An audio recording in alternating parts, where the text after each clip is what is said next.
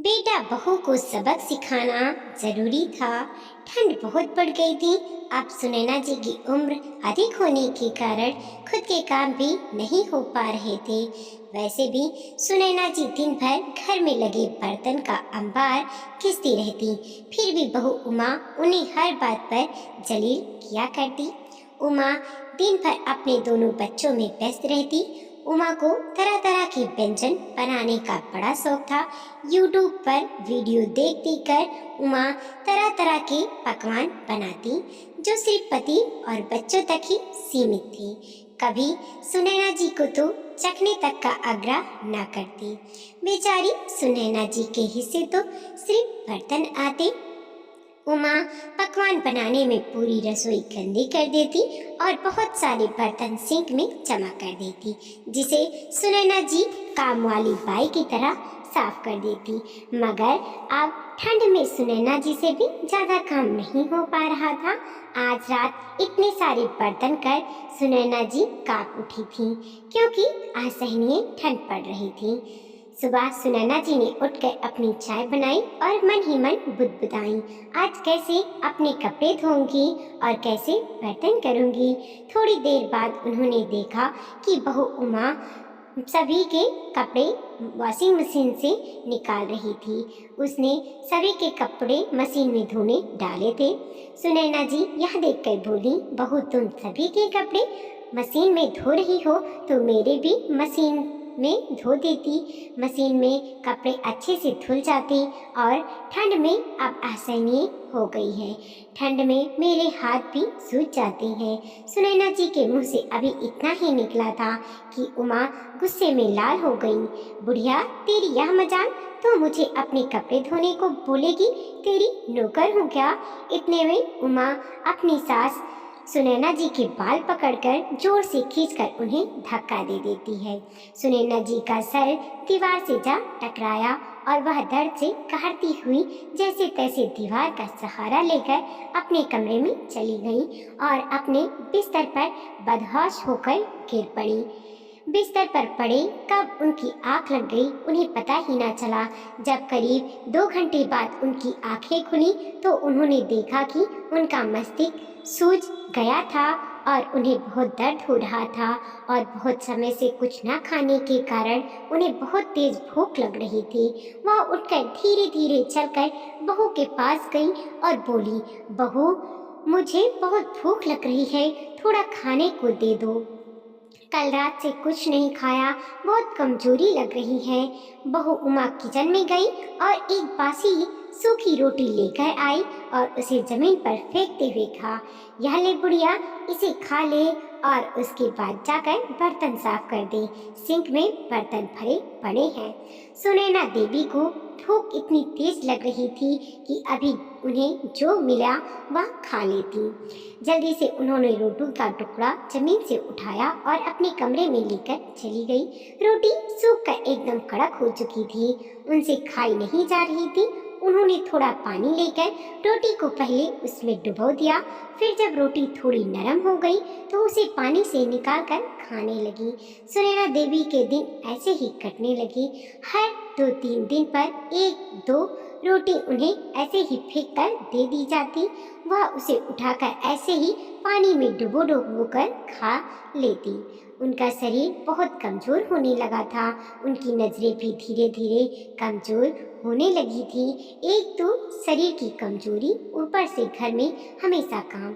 उनके हाथ पैरों में अब पहले जैसी ताकत नहीं रह रही थी कि वो बार बार उठकर बर्तन करें। और दूसरी तरफ उमा, जो कि हमेशा अपने बच्चों के लिए स्वादिष्ट पकवान बना बनाकर सिंक में बर्तनों का अंबार जमा करके रखती। यदि एक दिन भी सुनैना जी ने घर का काम नहीं किया तो उन्हें बासी रोटी भी नसीब नहीं होती थी। मरता क्या न करता वाली हालत हो गई थी सुनैना जी की।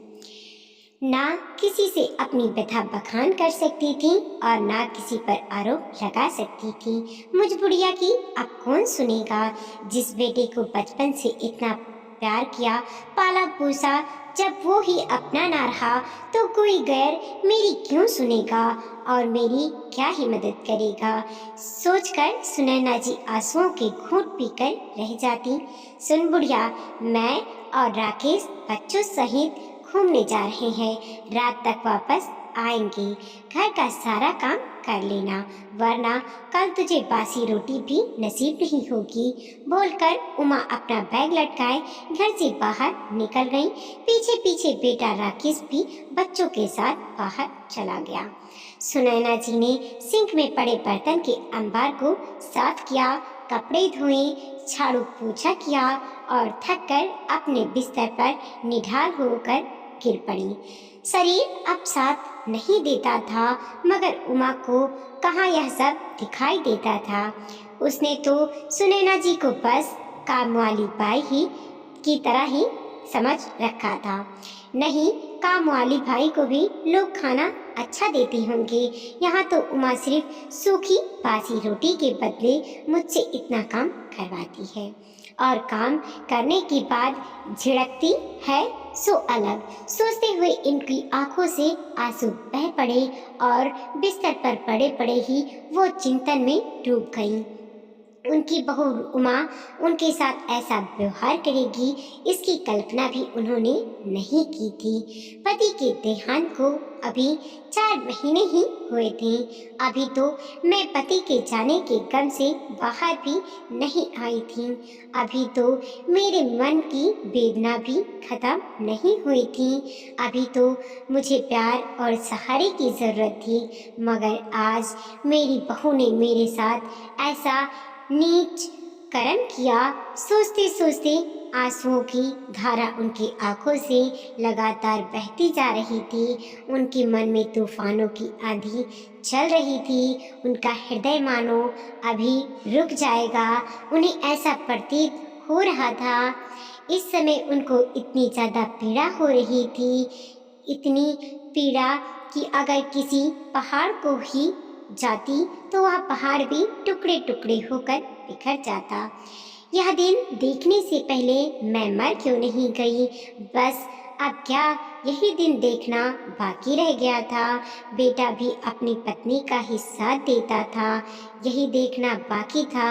अपनी बहू जिसे बड़े अरमानों के साथ ब्याह कर घर लेकर आई थी, उसी के हाथों मार खाओ और बेटा बहू की इतनी नीच हरकत पर उसे कुछ नहीं कहता।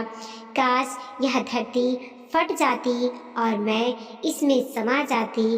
अपने पति राम किशोर जी की तस्वीर को देखकर सुनैना जी बोली, आप मुझे छोड़कर क्यों चली गए। काश आपके बदले मैं चली जाती तो आज यह देखना तो नहीं पड़ता। सुनैना देवी जी अपने पति राम किशोर जी को याद करके और भी ज़्यादा रोने लगती हैं। सुनैना देवी जी अतीत के गलियारों में खो जाती हैं। जब मैं इस घर में बहू बनकर आई थी, क्या था उनके पास एक मिट्टी का छोटा सा कच्चा घर। मैं दिन रात काम करती, सास ससुर की सेवा के लिए एक पैर पर खड़ी रहती। जब मुझे लाख जतन के बाद भी माँ बनने का सुख प्राप्त नहीं हो रहा था, तो मैंने कितने मंदिरों के चक्कर काटे, कहाँ कहाँ जाकर धागे बांधे, बाबा भगवान दर दर जाकर फरियाद मांगी। तब जाकर शादी के 7 साल के बाद राकेश का जन्म हुआ था। कितने लाड और दुलार से उसे पाल पोस कर बड़ा किया, अपनी खुशियों की आहुति देकर उसकी जिंदगी को रोशन किया, पढ़ाया लिखाया, इस काबिल बनाया कि आज अच्छे पद पर अच्छी कंपनी में कार्यरत है। और उसी बेटे को आज माँ की 2 वक्त की रोटी भी बोझ लग रही है। वही बेटा अब माँ के पास कभी बैठता तक नहीं, एक ही घर में रहकर खैर खबर तक नहीं लेता और बस पूरे दिन पत्नी की गुलामी में लगा रहता है। सुनैना देवी जी पूरी रात रोती रहती हैं। उनकी आंखें रोते रोते सूज जाती हैं। उन्हें किसी तरह करार नहीं आ रहा था। बेटा बहू और पोते पोती सभी रात को घर आ जाते हैं, मगर दोपहर से रात और रात से सुबह हो गई थी, लेकिन बेटा बहू उनके पास नहीं आए। इस बात की उन्हें और भी ज़्यादा तकलीफ हो रही थी। सुनैना जी सोचने लगी, जब इस घर में मेरी कोई कद्र ही नहीं तो मैं इस घर में क्यों रह रही हूँ। मेरी उपस्थिति या अनुपस्थिति से किसी को कुछ फर्क नहीं पड़ता। मैं एक दिन कमरे से बाहर ना जाऊं तो मेरा हाल पूछने आने वाला कोई नहीं इस घर में। सभी के लिए मर मर के काम करती हूँ, मगर मेरी मौजूदगी का किसी को एहसास नहीं। सुनैना जी ने अपने आंसू पोंछे और खड़ी हुई। बस अब बहुत हुआ, आज कुछ ना कुछ फैसला तो लेना ही पड़ेगा। बहुत कर ली बेटे बहू ने अपनी मनमानी, सब कुछ सह कर रही हूँ, इसका मतलब यह नहीं कि मैं कुछ कर नहीं सकती। कल भी तो भैया का फोन आया था, बोल रहे थे 2-4 दिन यहाँ आ जा, मन बहल जाएगा। तो क्यों ना उनके घर ही चली जाऊं। सोचकर सुनैना जी ने एक बैग लिया और उनमें उन्होंने अपने कुछ कपड़े रखे, जमीन और घर के कागजात रखे, जितना भी गहने उनके पास थे अपने बैग में रखे और अपने घर से निकल पड़ी। जब घर से बैग लेकर जा रही थी तो बेटे और बहू ने उन्हें रोकने की कोशिश तक नहीं की। सुनैना देवी जी घर से सामान लेकर निकली तो चुकी थी, किंतु उनके हृदय में अनेक प्रकार की दुविधा ने जन्म ले लिया, क्योंकि सबसे सुनैना देवी इस घर की बहू बनकर आई थी, तब से कभी भी ऐसे सामान के साथ मायके नहीं गई थी। ससुराल की जिम्मेदारियों ने सुनैना देवी जी को इस कदर बांध दिया था, कभी ऐसी नौबत ही नहीं आई कि सामान लेकर मायके जाना पड़े। एक रात के लिए राम किशोर जी के साथ अपने मायके जाती थी और वापसी उन्हीं के साथ लौट कर आ जाती थी।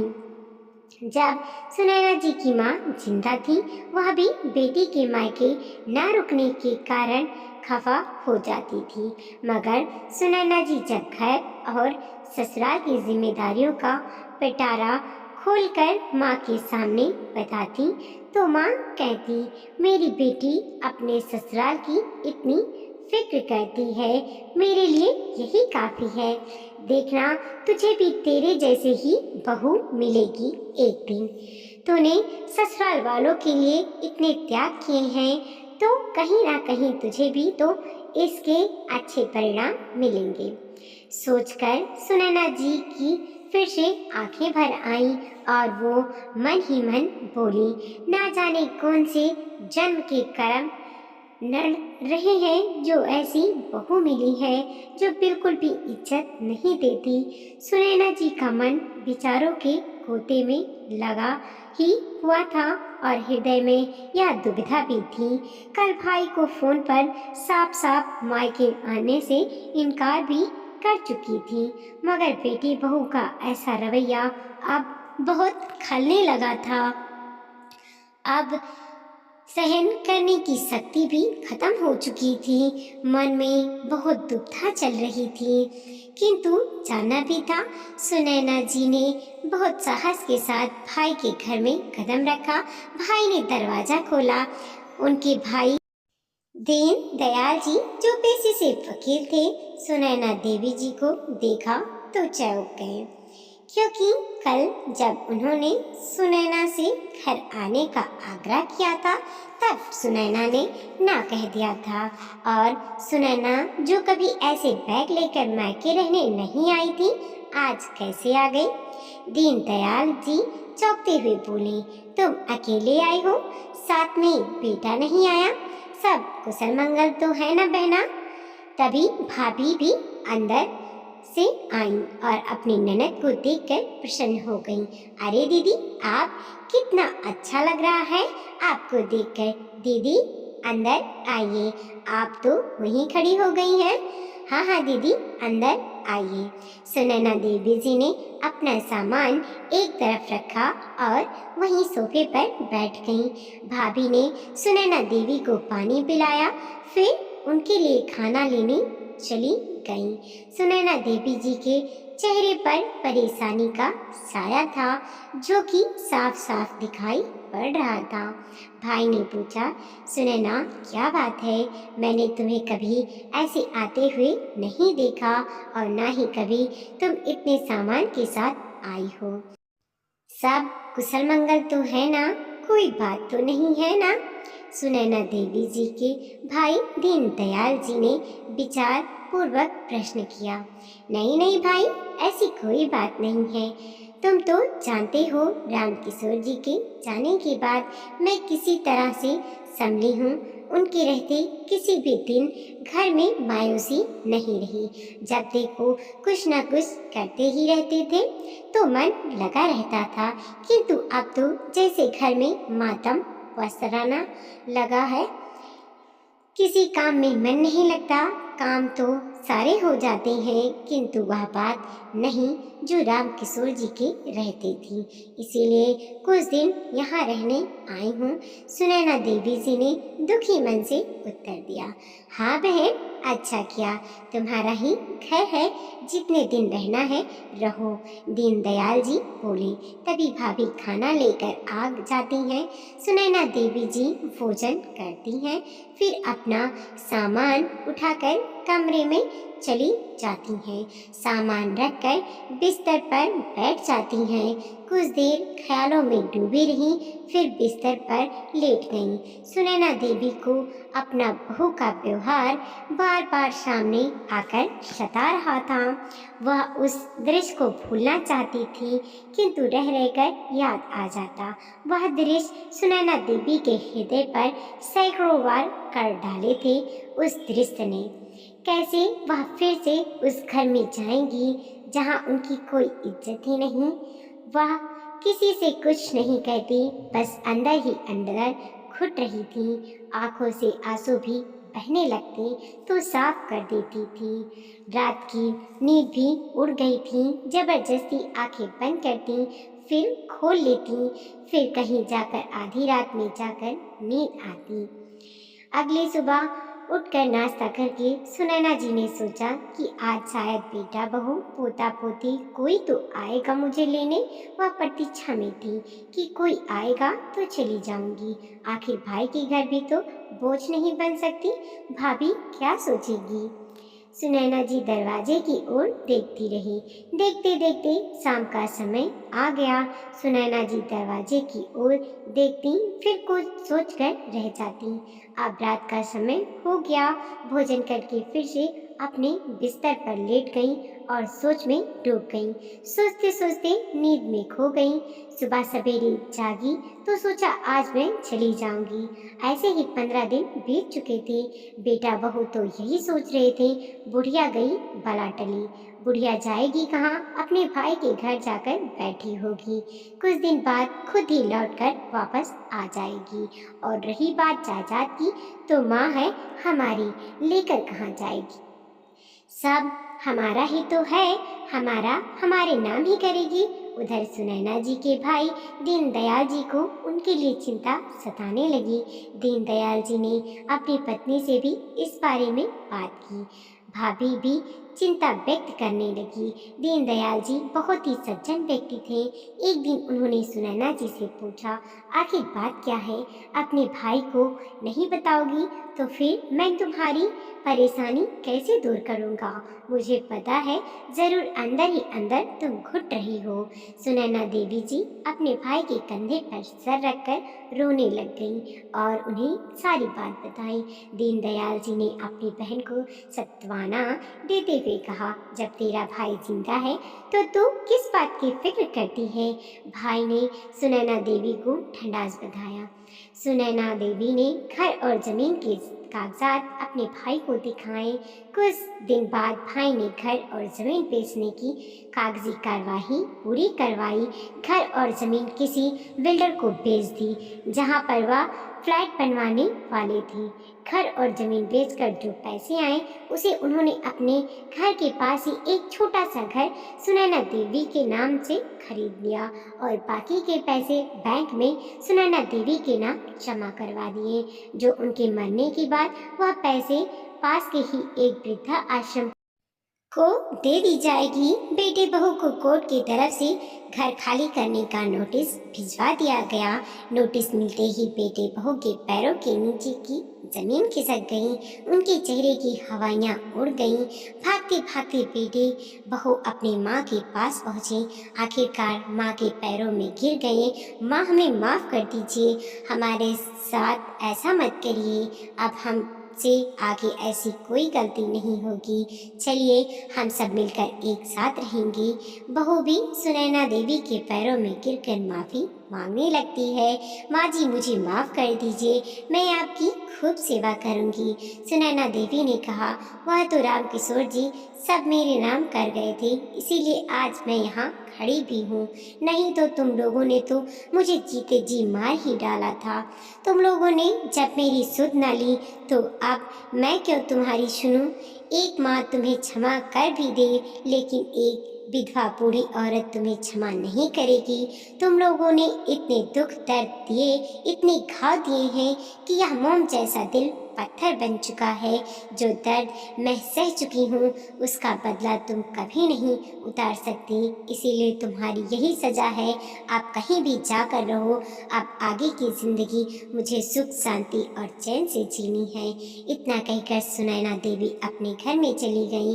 यह सुनैना जी का अंतिम फैसला था। बेटे बहू मुंह लटकाए खड़े खड़े देखते रह गए। वीडियो को लाइक कीजिए, कमेंट कीजिए और अपने दोस्तों के साथ जरूर शेयर कीजिए। चैनल पर नए हैं प्लीज़ सब्सक्राइब।